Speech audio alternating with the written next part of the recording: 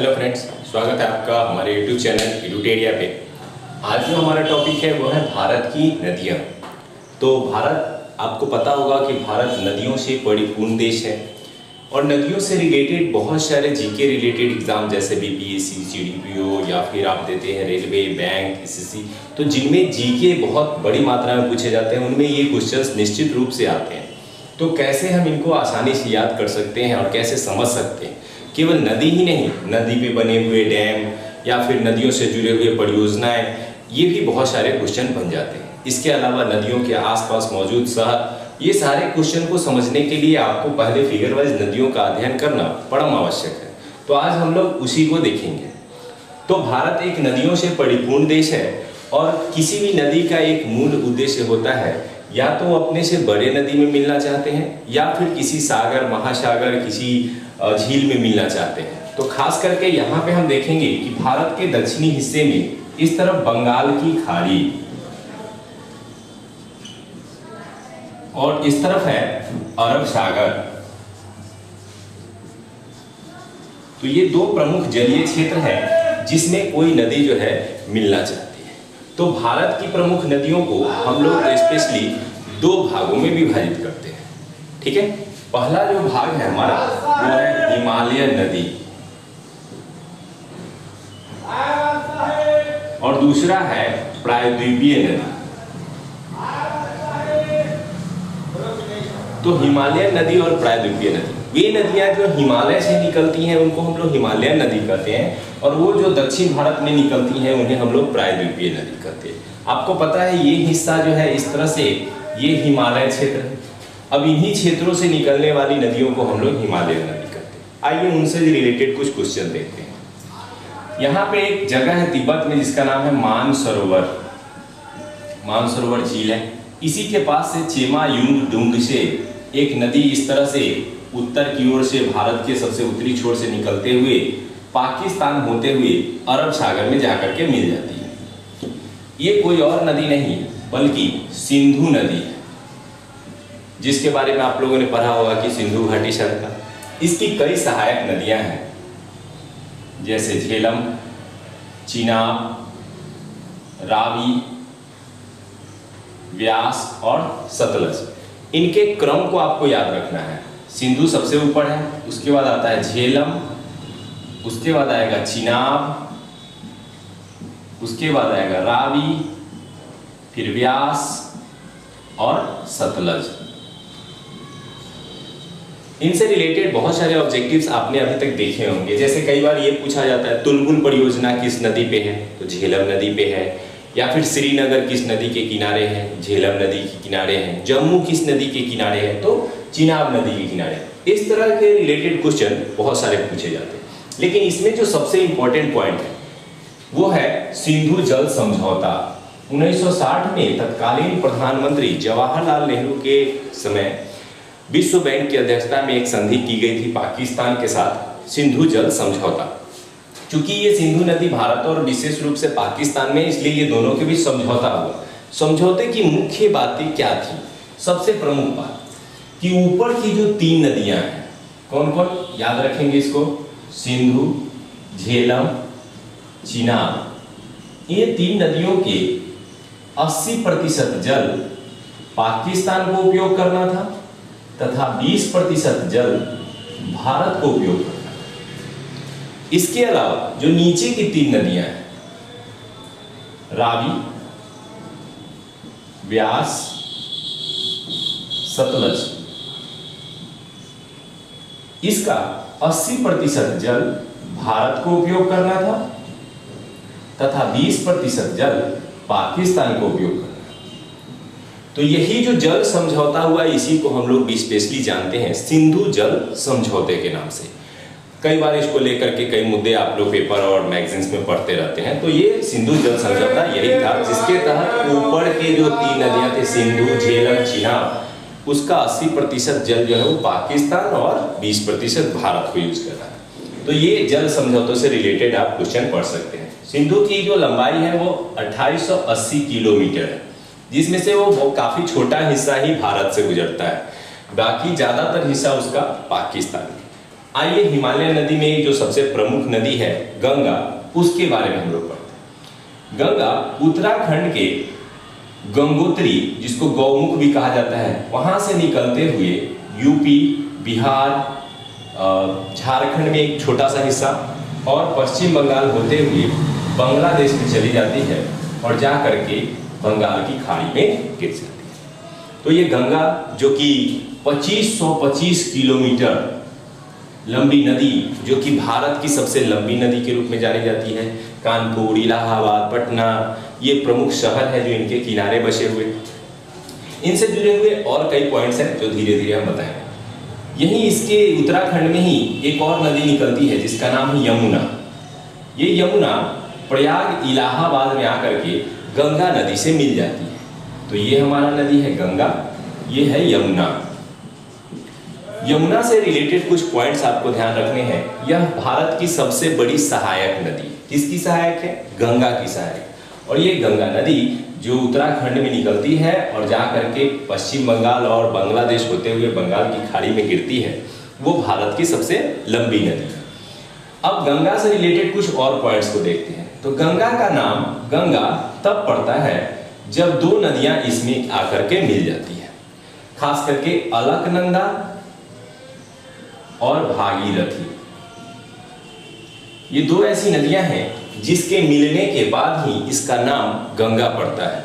बहुत सारे एग्जाम में ये पूछा जाता है कि कहाँ पर कौन कौन सी दो नदियां मिलकर के गंगा का निर्माण करती है। अलकनंदा और भागीरथी ये बहते हुए जब ये बिहार और उत्तर प्रदेश से गुजरती है तो इनमें कई ऐसी नदियां हैं हिमालयन जो आकर के सहयोग के रूप में मिल जाती है। इनको सहयोगी नदी भी या सहायक नदी भी कह सकते हैं। जैसे आपने सुना होगा गंडक, कोसी, बागमती, घाघरा, ये ऐसी नदियां हैं जो गंगा की सहायक नदियां कहलाती हैं। इसके अलावा यमुना भी एक गंगा की सहायक नदी है जो भारत की सबसे लंबी सहायक नदी के रूप में जानी जाती है। यमुना में भी कुछ सहायक नदियां मिलती हैं जैसे चंबल, बेतवा, केन आदि यमुना की सहायक नदियां। तो आप जब पढ़ेंगे, इसको पढ़ने के बाद बुक्स देखेंगे तो उसमें ये देख लीजिएगा कि कौन सी सहायक नदियां हैं, क्योंकि कई बार सहायक नदी से भी क्वेश्चन आ जाते हैं। आइए गंगा से रिलेटेड 2-3 पॉइंट और देखते हैं। ये गंगा नदी जब बांग्लादेश में जाती है तो इसका नाम चेंज हो जाता है और इसे पद्मा कहा जाता है। याद रखेंगे क्या कहा जाता है? पद्मा। गंगा को बांग्लादेश में जाने पर पद्मा के नाम से जाना जाता है। ठीक है, अब कुछ और हिमालयन नदियों की विशेषताओं को देखते हैं।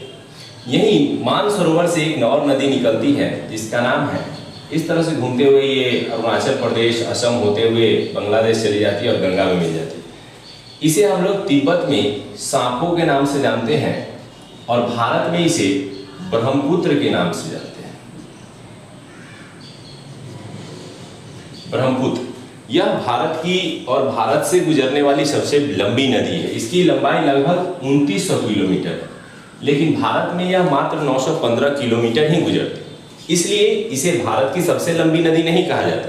हाँ, इसका अपवाह तंत्र बड़ा है और इसकी चौड़ाई बड़ी है, तो यह भारत की सबसे चौड़ी नदी में गिनी जाती है और सबसे लंबी नदी गंगा को गिना जाता है। ब्रह्मपुत्र से 2-3 क्वेश्चन बहुत ही इंपॉर्टेंट बनते हैं। यह भी वही तिब्बत के मानसरोवर झील के पास से निकल करके भारत में अरुणाचल प्रदेश राज्य में प्रवेश करता है और जब यह असम में गुजरता है तो इस नदी की चौड़ाई इतनी अधिक है कि बीच में कुछ जो है द्वीप पाए जाते हैं जिसको हम लोग नदी द्वीप कहते हैं। आपने पढ़ा होगा कि माजुली द्वीप विश्व का सबसे बड़ा नदी द्वीप है। इसके अलावा एक छोटा नदी द्वीप है जिसका नाम है उमानंद। तो ये सबसे छोटा नदी द्वीप और माजुली सबसे बड़ा नदी द्वीप, दोनों ही नदी द्वीप ब्रह्मपुत्र नदी में असम में है। तो ये बहुत ही इंपॉर्टेंट क्वेश्चन है, इसको गाइड करके रखिएगा। आइए कुछ और इंपॉर्टेंट क्वेश्चन की ओर बढ़ते हैं। जब ये गंगा नदी बांग्लादेश में जाती है तो इसका नाम हो जाता है पद्मा। उसी तरह से जब ये ब्रह्मपुत्र नदी बांग्लादेश में जाती है तो इसका नाम हो जाता है जमुना। और जब ये दोनों नदी मिल जाती है तो हो जाता है मेघना। अभी हाल ही में बिहार एसएससी का एग्जाम हुआ था जो कैंसिल हो गया था, तो उसमें भी ये क्वेश्चन पूछा गया था। आइए इसको फिर से समझ लेते हैं। जब गंगा बांग्लादेश में जाती है तो उसका नाम हो जाता है पद्मा जब ब्रह्मपुत्र बांग्लादेश में जाती है तो उसका नाम हो जाता है जमुना, और जब ये दोनों नदियां मिल जाती है तो इसका नाम हो जाता है मेघना। तो ये काफी इंपॉर्टेंट रहेगा, इसको आप बहुत ही ध्यान से याद रखिएगा, ठीक है। तो हिमालय नदियों में ये कुछ प्रमुख नदियां हैं जो भारत में होकर के बहती हैं और ये बांग्लादेश चली जाती है। इससे रिलेटेड एक और पॉइंट आता है, जब ये बांग्लादेश से होते हुए गुजरती हैं तो यहाँ पर एक विशाल डेल्टा का निर्माण करती है, जिसके बारे में आपने पढ़ा होगा, सुंदरवन डेल्टा, जो कि विश्व का सबसे बड़ा डेल्टा है। भारत में भी है और बांग्लादेश में भी ये फैला हुआ है। सुंदरवन डेल्टा इसलिए इसका नाम पड़ा क्योंकि यहाँ एक विशेष प्रकार का मैंग्रोव वन पाया जाता है जिसको सुंदरी कहते हैं, और उस सुंदरी के नाम से इसका नाम पड़ा सुंदरवन डेल्टा। तो काफी फेमस है ये सुंदरवन डेल्टा। अब ये सुंदरवन डेल्टा जो विश्व का सबसे बड़ा डेल्टा है, कुछ स्टूडेंट हो सकते हैं जिनको डेल्टा ना समझ में आ रहा हो, ध्यान दीजिएगा। जब कोई नदी बहते हुए आगे बढ़ती है तो अपने साथ मिट्टी के ढेर सारे गाद लेकर के जाती है। जब वो मुहाना जहाँ पे वो समुद्र में मिलने वाले होते हैं तो वो मिट्टी जमा करना शुरू करते हैं, और इसी मिट्टी के टीलों को हम लोग डेल्टा के नाम से जानते हैं। और ये सुंदरवन डेल्टा इसी तरह के टीलों से बना है, जो कि गंगा और बाद में ब्रह्मपुत्र इन दोनों की सहायता से बना है। तो ये सुंदरवन डेल्टा जो है वो भारत का सबसे बड़ा डेल्टा है। तो ये काफी इंपॉर्टेंट रहेगा, तो इसके विषय में पढ़ सकते हैं, इन सहायक नदियों के विषय में पढ़ सकते हैं, गंगा, यमुना और इधर जो ऊपर की कुछ नदियां हमने बताई उसको ध्यान से आप देख सकते हैं। इससे बहुत सारे ऑब्जेक्टिव्स आएंगे। चलिए आइए अब थोड़ा सा प्रायद्वीपीय नदी की ओर आते हैं। इसमें एक नदी आपको इंपॉर्टेंट हो जाता है, यहाँ पर एक पहाड़ी है अरावली पर्वत, यहाँ से एक छोटी सी नदी निकलती है लूनी। बहुत सारे एग्जाम में इसे पूछा गया। ये लूनी नदी की खासियत ये है कि ना तो ये किसी नदी में मिलती है ना किसी सागर महासागर में, ये अरावली पर्वत से निकल करके कच्छ के रण में जा करके विलुप्त हो जाती है। तभी से ये क्वेश्चन बहुत इंपॉर्टेंट हो जाता है कि वह कौन सी नदी है जो कच्छ के रण में जाकर के विलुप्त हो जाती है। लूनी नदी है, कहाँ से निकलती है? अरावली पर्वत से। वही अरावली पर्वत जो विश्व की सबसे प्राचीन मतलब पर्वत श्रृंखलाओं में जानी जाती है। चलिए, इसके अलावा यहाँ एक क्षेत्र है मध्य भारत छत्तीसगढ़ में, नाम है अमरकंटक। इस अमरकंटक जगह की खासियत यह है, अमरकंटक पहाड़ी से, कि यहाँ से 3 नदियां निकलती हैं। एक नदी जो जाकर के गंगा में मिल जाती है उसका नाम है सोन। एक नदी जो पश्चिम की ओर बहते हुए अरब सागर में मिलती है उसका नाम है नर्मदा, और एक नदी जो यहीं से निकल करके जाकर के बंगाल की खाड़ी में गिर जाती है उसका नाम है महानदी। तो ये बहुत सारे एग्जाम में पूछा गया कि वह कौन सा स्थल है जहां से 3 नदियां 3 दिशा में निकलती हैं। अमरकंटक छत्तीसगढ़ बहुत फेमस है। ये सोन नदी एकमात्र ऐसी नदी है जो गंगा में जाकर के दक्षिण दिशा से जाकर के मिलती है, नहीं तो ज्यादातर नदियां आप देख रहे हैं गंडक, घाघरा, कोसी सभी उत्तर साइड से आकर के मिलती है। तो ये भी क्वेश्चन कभी कभी बनता है कि गंगा की वो सहायक नदी जो दक्षिण से आकर के उसको मिलती है। और इसी पटना में जहाँ पे गंगा और सोन गंडक का मिश्रण है, वहीं पे बिहार का पटना जो है वो बसा हुआ है। चलिए आइए इससे आगे बढ़ते हैं। ये नर्मदा नदी से बहुत सारे क्वेश्चन आते हैं। अमरकंटक की पहाड़ी से निकलती है, अरब सागर में गिरती है। ठीक इसके नीचे भी इसी तरह की एक नदी है जिसको हम लोग ताप्ती के नाम से जानते हैं। तो बहुत सारे एग्जाम में ये पूछा गया वो कौन सी 2 नदियां हैं जो पश्चिम की ओर बहती हैं, क्योंकि ज्यादातर नदियां पूरब की ओर बह करके बंगाल की खाड़ी में गिरती है। केवल यही नर्मदा और ताप्ती बड़ी नदियों में है जो जाकर के अरब सागर में गिरती है। तो ये दोनों, और इस बीच में एक पहाड़ी श्रृंखला है जिसको हम लोग सतपुड़ा की पहाड़ी के नाम से जानते हैं। तो ये भी क्वेश्चन कभी कभी आया है कि सतपुड़ा की पहाड़ी किन 2 नदियों के बीच में स्थित है, तो नर्मदा और ताप्ती के। नर्मदा से रिलेटेड 2-3 क्वेश्चन आता है। नर्मदा की खासियत ये है कि यह पहाड़ी क्षेत्रों के बीच से होकर के गुजरती है, जिसको हम लोग रिफ्ट घाटी कहते हैं। तो ये क्वेश्चन आता है कि रिफ्ट घाटी से होकर के बहने वाली नदी कौन है? नर्मदा, और ऑप्शन नहीं रहे तो ताप्ती। दोनों ही लगभग सिमिलर रहेंगे। तो नर्मदा और ताप्ती जो है रिफ्ट घाटी या द्रोणी लिख सकता है इसे, से होकर के बहती है। इसके अलावा इससे और भी रिलेटेड क्वेश्चन है, जैसे नर्मदा नदी बहते के क्रम में जबलपुर एमपी के पास ऊंचाई से गिरती है और इसे हम लोग जलप्रपात कहते हैं, यानी साधारण शब्दों में हम लोग इसको झरना भी कहते हैं। तो ये नर्मदा नदी बहने के क्रम में जब ऊंचाई से गिरती है और जलप्रपात का निर्माण करती है, तो इस जलप्रपात का एक विशेष नाम दिया गया है, धुआंधार जलप्रपात। इसे कपिल धारा जलप्रपात भी कहते हैं। तो ये क्वेश्चन आता है, धुआंधार जलप्रपात या कपिल धारा जलप्रपात कौन सी नदी करती है? नर्मदा नदी करती है, और खास करके ये कहाँ? जबलपुर एमपी में। फिर वहां से निकल करके ये गुजरात होते हुए जाकर के कहाँ गिर जाती है? अरब सागर में। ताप्ती नदी भी आपने समझा। ताप्ती नदी और नर्मदा नदी से रिलेटेड क्वेश्चन मुख्य रूप से ये रहेंगे कि पश्चिम की ओर बहने वाली। आइए महानदी की ओर आते हैं। महानदी, ये जो नदी है ये भी अमरकंटक क्षेत्र से निकल करके बंगाल की खाड़ी में गिरती है और खास करके उड़ीसा होकर के बहती है। इस उड़ीसा में इस पर एक डैम बना हुआ है, आप लोग पढ़े होंगे, हीराकुंड बांध, जो भारत का सबसे लंबा बांध है। वह किस नदी पे है? महानदी पे है। किस राज्य में है? उड़ीसा में। तो आपको महानदी से ज्यादातर यही क्वेश्चन आता है। अब और कुछ प्रायद्वीपीय नदी को देखते हैं। तो एक महाराष्ट्र में एक नदी निकलती है और बहते हुए जाकर के बंगाल की खाड़ी में गिरती है, आप लोग नाम सुने होंगे, गोदावरी। इस गोदावरी से बड़ी संख्या में क्वेश्चन पूछे जाते हैं। ये नासिक, यहीं से ये निकलती है, और आपको पता होगा कि 4 जगह कुंभ लगते हैं, उसमें से एक कुंभ नासिक इसी गोदावरी नदी के तट पे लगता है। ये गोदावरी नदी बंगाल की खाड़ी में गिरती है और दक्षिण भारत की सबसे लंबी नदी है। इसको अलग ढंग से पूछा जाएगा आपको, प्रायद्वीपीय भारत की सबसे लंबी नदी कौन है? गोदावरी है, जो कि इस तरह से महाराष्ट्र नासिक से निकल करके बंगाल की खाड़ी में जाती है। इससे रिलेटेड कुछ और क्वेश्चन बनते हैं, जैसे इसे बूढ़ी गंगा कह के या वृद्ध गंगा कह के पुकारा जाता है, क्योंकि दक्षिण भारत में जिस प्रकार से गोदावरी सम्मानीय है, उसी तरह से उत्तर भारत में गंगा है। तो इसीलिए इन दोनों की तुलना की जाती है और इसे दक्षिण भारत की गंगा या फिर वृद्ध गंगा के रूप में जाना जाता है। इसके नीचे महाबलेश्वर से एक नदी निकलती है, कृष्णा, जो ये कर्नाटक से निकल करके आंध्रा होते हुए बहते हुए जाकर के बंगाल की खाड़ी में गिर जाती है। ये जितनी भी नदियां बंगाल की खाड़ी में गिरती हैं, छोटे मात्रा में डेल्टा का निर्माण करते हैं। सबसे बड़ा डेल्टा यहाँ आपने पढ़ा, सुंदरवन डेल्टा, जो कि गंगा ब्रह्मपुत्र। तो यहाँ कृष्णा आती है और ये कृष्णा नदी इस तरह से, और सबसे जो नीचे है वो है कावेरी।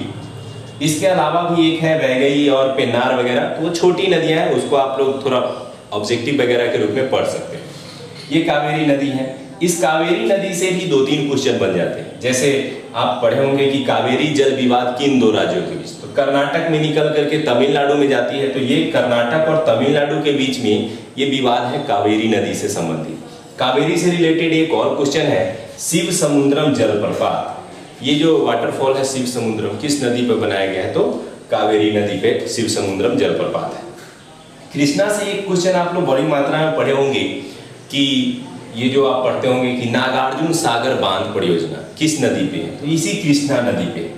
बांध परियोजना से जुड़ा हुआ जो सबसे इंपॉर्टेंट क्वेश्चन है वो है भाखरा नांगल बांध, जो भारत का सबसे ऊंचा बांध है।